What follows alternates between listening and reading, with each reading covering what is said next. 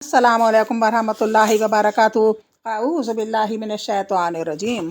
बिस्मिल्लाहिर्रहमानिर्रहीम। रब्बी ज़िदनी इल्मा। अल्लाहुम्मा सल्लि अला मुहम्मद व अला आलि मुहम्मद।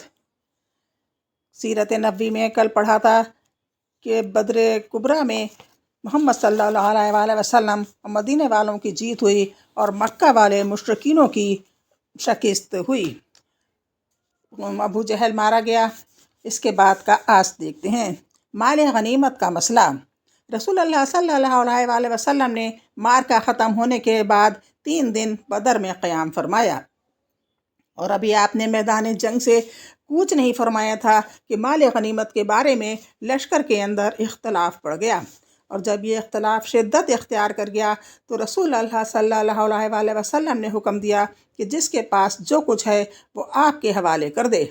सहाबा किराम रज़ी अल्लाह अन्हुम ने इस हुक्म की तामील की और इसके बाद अल्लाह ने वही के ज़रिए इस मसले का हल नाजिल फरमाया।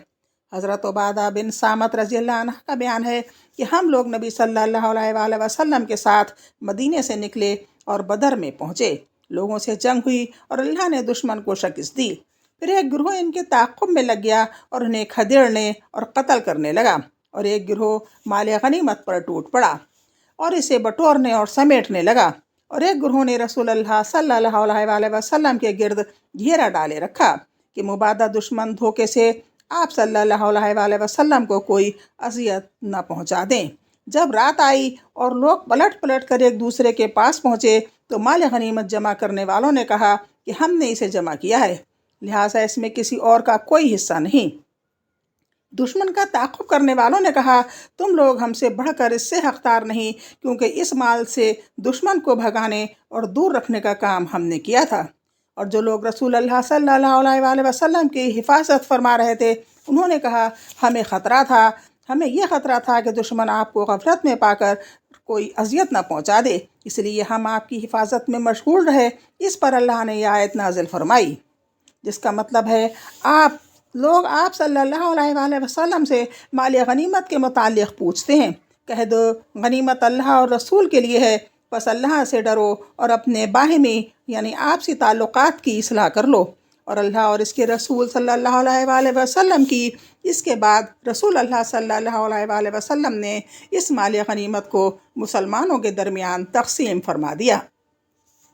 माल गनीमत वो होता है जो जंग में जब शिकस्त वाली फ़ौज छोड़कर भाग जाती है वो सब जो फतेह पाती है उसको मिल जाता है और वही उन जो लड़ते थे उन्हीं को तक़सीम कर दिया जाता था।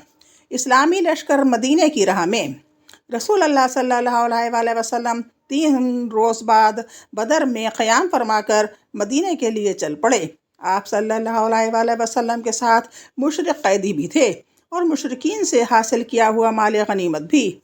आप सल्लल्लाहु अलैहि वसल्लम ने हज़रत अब्दुल्ला बिन काब रज़ी अल्लाह अन्हु को इसकी निगरानी सौंपी थी। जब आप सल्लल्लाहु अलैहि वसल्लम वादी सफ़रा के दुर्रे से बाहर निकले तो दुर्रे और नाजिया के दरमियान एक टीले पर पड़ाव डाला और वहीं खुम्स 5वां हिस्सा अलहदा करके बाकी माल गनीमत मुसलमानों पर बराबर बराबर तक़सीम कर दिया। और वादी सफ़रा ही में आप सल्लल्लाहु अलैहि वसल्लम ने हुक्म सादर फरमाया कि नसर बन हारिस को कत्ल कर दिया जाए। इस शख्स ने जंग बदर में मुशरिकीन का परचम उठा रखा था और ये कुरैश के अकाबिर मुजरिमीन में से था। इस्लाम दुश्मनी और रसूल अल्लाह सल्लल्लाहु अलैहि वसल्लम की इज़्ज़त रसानी में हद दर्जा बढ़ा हुआ था। आप सल्लल्लाहु अलैहि वसल्लम के हुक्म पर हज़रत अली रज़ी अल्लाह अन्हु ने इसकी गर्दन मार दी। इसके बाद जब आप सल्लल्लाहु अलैहि वसल्लम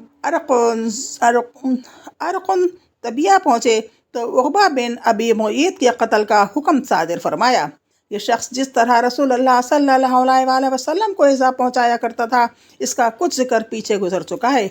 यही शख्स है जिसने रसूलुल्लाह सल्लल्लाहु अलैहि वसल्लम की पीठ पर नमाज की हालत में ऊँट की ओजड़ी डाल दी थी और इसी शख्स ने चादर में आप सल्लल्लाहु अलैहि वसल्लम की गर्दन लपेटकर आप सल्लल्लाहु अलैहि वसल्लम को कत्ल करना चाहा था। और अगर अबू बकर रज़ी अल्लाह अन्हु बरवक्त ना पड़े होते तो इसने अपनी दानिश में तो आप सल्लल्लाहु अलैहि वसल्लम का गला घोंट कर मार ही डाला था। جب نبی صلی اللہ علیہ وسلم نے اس کے قتل کا حکم صادر فرمایا تو کہنے لگا، اے محمد صلی اللہ علیہ وسلم، بچوں کے لیے کون ہے؟ آپ صلی اللہ علیہ وسلم نے فرمایا، آگ۔ اس کے بعد حضرت عاصم بن ثابت انصاری رضی اللہ عنہ نے کہا، اس کے بعد حضرت عاصم بن ثابت انصاری رضی اللہ عنہ نے، اور کہا جاتا ہے کہ حضرت علی رضی اللہ عنہ نے کہا کہ اس کی گردن مار دی جائے۔ جنگی نقطہ نظر سے ان دونوں طاغوتوں کا قتل کیا جانا ضروری تھا، کیونکہ یہ صرف جنگی قیدی نہ تھے بلکہ جدید اصطلاح کے روح سے جنگی مجرم بھی تھے۔ تہنیت کے وفود۔ اس کے بعد جب آپ صلی اللہ علیہ وسلم مقام میں روحا پہنچے تو ان مسلمانوں سربراہوں سے ملاقات ہوئی جو دونوں قاصدوں سے فتح کی بشارت سن کر آپ صلی اللہ علیہ وسلم کا استقبال کرنے اور آپ صلی اللہ علیہ وسلم کو فتح کی مبارکباد پیش کرنے کے لیے مدینہ سے نکل پڑے تھے۔ جب انہوں نے مبارکباد پیش کی تو حضرت سلمہ بن سلامہ رضی اللہ عنہ نے کہا، آپ لوگ ہمیں کاہے کی مبارکباد دے رہے ہیں؟ ہمارا ٹکراؤ تو خدا کی قسم گنجے سر کے بوڑھوں سے ہوا تھا جو اونٹ جیسے تھے۔ اس پر رسول اللہ صلی اللہ علیہ وسلم نے مسکرا کر فرمایا، بھتیجے، یہی لوگ سربراہ روگان قوم تھے۔ اس کے بعد حضرت اسید بن حضیر رضی اللہ عنہ عرض پرواز ہوئے، یا رسول اللہ علیہ السلام، اللہ کی حمد ہے کہ اس نے آپ کو کامیابی سے ہمکنار کیا اور آپ صلی اللہ علیہ وسلم کی آنکھوں کو ٹھنڈک بخشی۔ بخدا میں یہ سمجھتے ہوئے بدر سے پیچھے نہ رہا تھا کہ آپ کا ٹکراؤ دشمن سے ہوگا۔ میں تو سمجھ رہا تھا کہ بس قافلے کا معاملہ ہے، اور اگر میں یہ سمجھتا کہ دشمن سے سابقہ پڑے گا تو میں پیچھے نہ رہتا۔ رسول اللہ صلی اللہ علیہ وسلم نے فرمایا، سچ کہتے ہو۔ اس کے بعد آپ مدینہ منورہ میں اس طرح مسفر و منصور و داخل ہوئے کہ شہر اور گرد و پیش کے سارے دشمنوں پر آپ کی دھاک بیٹھ چکی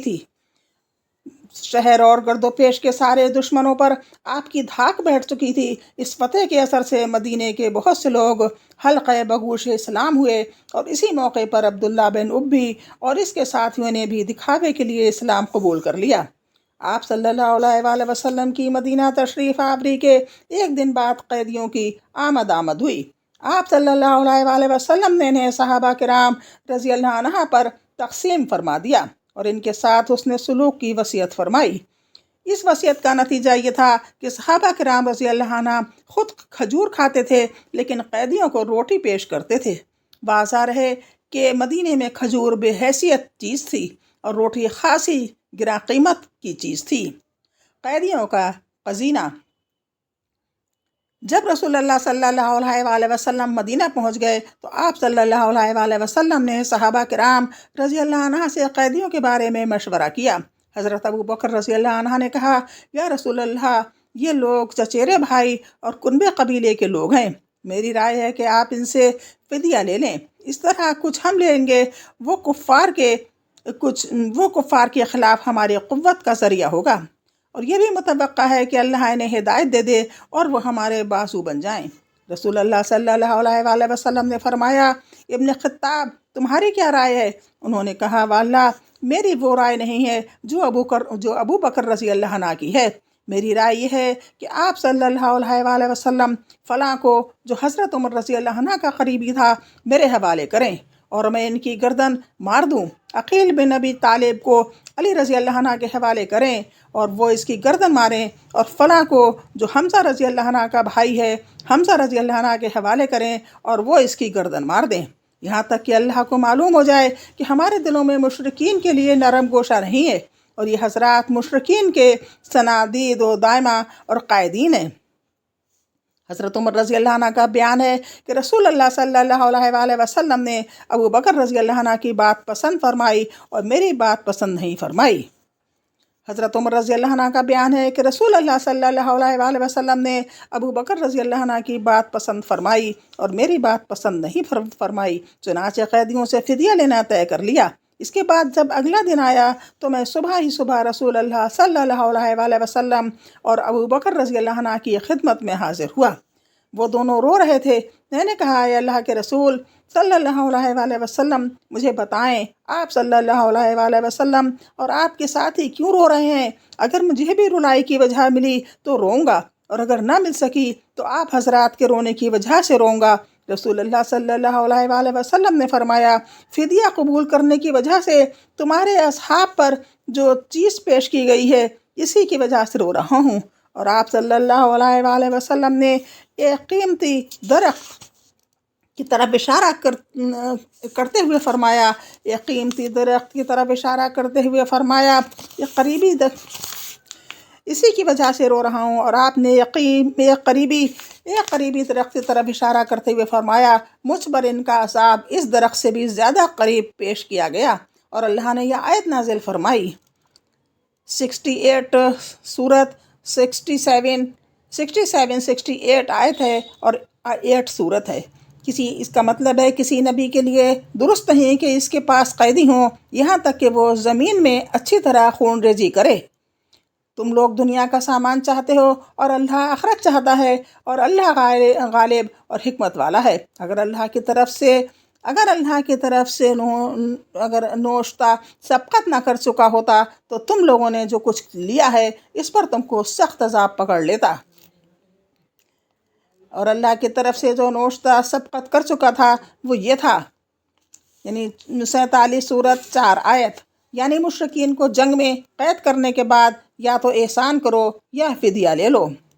یعنی مشرکین کو جنگ میں قید کرنے کے بعد یا تو احسان کرو یا فدیہ لے لو، چونکہ اس نوشتے میں قیدیوں سے فدیہ لینے کی اجازت دی گئی ہے، اس لیے صحابہ کرام رضی اللہ عنہ کو قبول فدیہ پر یہ عذاب نہیں دیا گیا، بلکہ صرف عتاب کیا گیا، اور عتاب بھی اس لیے کیا گیا کہ انہوں نے کفار کو اچھی طرح کچلنے سے پہلے قیدی بنا لیا تھا، اور اسی لیے بھی کہ انہوں نے ایسے مجرمین جنگ سے فدیہ لینا قبول کر لیا تھا جو صرف جنگی قیدی نہ تھے، بلکہ جنگ کے ایسے اکابر مجرمین تھے جنہیں جدید قانون میں بھی مقدمہ چلائے بغیر نہیں چھوڑتا، اور جن کے متعلق مقدمہ کا فیصلہ عموماً سزائے موت یا عمر قید کی صورت میں نمودار ہوتا ہے۔ بہرحال چونکہ حضرت ابوبکر رضی اللہ عنہ کی رائے کے مطابق معاملہ طے ہو چکا تھا، اسی لیے مشرکین سے فدیہ لے لیا گیا۔ فدیہ کی مقدار 4000 اور 3000 درہم سے لے کر 1000 درہم تک تھی۔ اہل مکہ لکھنا پڑھنا بھی جانتے تھے، جبکہ اہل مدینہ لکھنے پڑھنے سے واقف نہ تھے، اس لیے یہ بھی طے کیا گیا کہ جس کے پاس فدیہ نہ ہو وہ مدینے کے 10 بچوں کو لکھنا پڑھنا سکھا دے۔ جب یہ بچے اچھی طرح سیکھ جائیں تو یہی اس کا فدیہ ہوگا۔ رسول اللہ صلی اللہ علیہ وآلہ وسلم نے کئی قیدیوں پر احسان بھی فرمایا اور انہیں فدیہ لیے بغیر رہا کر دیا۔ اس فہرست میں مطلب بن حنطب، سیفی بن ابی رفع اور ابو عزا حجمی کے نام آتے ہیں۔ آخر الذکر کو آئندہ جنگ احد میں قید اور قتل کیا گیا۔ آپ نے اپنے داماد ابو العاص کو بھی اس شرط پر بلا فدیہ چھوڑ دیا کہ وہ حضرت زینب رضی اللہ عنہ کی راہ نہ روکیں گے۔ اس کی وجہ یہ ہوئی کہ حضرت زینب رضی اللہ عنہ نے ابو العاص کے فدیے میں کچھ مال بھیجا تھا، جس میں ایک ہار بھی تھا۔ یہ ہار در حقیقت حضرت خدیجہ رضی اللہ عنہ کا تھا، اور جب انہوں نے حضرت زینب رضی اللہ عنہ کو ابو العاص کے پاس رخصت کیا تھا تو یہ ہار انہیں دے دیا تھا۔ رسول اللہ صلی اللہ علیہ وآلہ وسلم نے اسے دیکھا تو آپ صلی اللہ علیہ وآلہ وسلم پر بڑی رقت طاری ہو گئی، اور آپ صلی اللہ علیہ وآلہ وسلم نے صحابہ کرام رضی اللہ عنہ سے اجازت چاہی کہ ابو العاص کو چھوڑ دیں۔ صحابہ نے اسے بصر و چشم قبول کر لیا، اور رسول اللہ صلی اللہ علیہ وآلہ وسلم نے ابو العاص کو اس شرط پر چھوڑ دیا کہ وہ حضرت زینب رضی اللہ عنہ کی راہ چھوڑ دیں گے۔ چنانچہ حضرت ابو العاص نے ان کا راستہ چھوڑ دیا اور حضرت زینب رضی اللہ عنہ نے ہجرت فرمائی۔ رسول اللہ صلی اللہ علیہ وآلہ وسلم نے حضرت زید بن حارثہ اور ایک انصاری صحابی کو بھیج دیا کہ تم دونوں بطن یا جج میں رہنا، جب زینب رضی اللہ عنہ تمہارے پاس سے گزریں تو ساتھ ہو لینا۔ یہ دونوں حضرات تشریف لے گئے اور حضرت زینب رضی اللہ عنہ کو ساتھ لے کر مدینہ واپس آئے۔ حضرت زینب رضی اللہ عنہ کی ہجرت کا واقعہ بڑا طویل اور المناک ہے۔ قیدیوں میں سہیل بن عمرو بھی تھا جو بڑا زبان آور خطیب تھا۔ حضرت عمر رضی اللہ عنہ نے کہا اے اللہ کے رسول، سہیل بن عمرو کے اگلے 2 دانت توڑوا دیجئے، اس کی زبان لپٹ جایا کرے گی اور وہ کسی جگہ خطیب بن کر آپ کے خلاف کبھی کھڑا نہ ہو سکے گا۔ لیکن رسول اللہ صلی اللہ علیہ وآلہ وسلم نے ان کی یہ گزارش مسترد کر دی، کیونکہ یہ مسئلے کے ضمن میں آتا ہے جس پر قیامت کے روز اللہ تعالیٰ کی طرف سے پکڑ کا خطرہ تھا۔ حضرت سعد بن نعمان رضی اللہ عنہ عمرہ کرنے کے لیے نکلے تو انہیں ابو سفیان نے قید کر لیا۔ ابو سفیان کا بیٹا عمرو بھی جنگ بدر کے قیدیوں میں تھا، چنانچہ عمرو کو ابو سفیان کے حوالے کر دیا گیا اور اس نے حضرت سعد رضی اللہ عنہ کو چھوڑ دیا۔ آج بس اتنا ہی، انشاءاللہ کل پھر ملاقات ہوگی۔ اللہ حافظ، السلام علیکم۔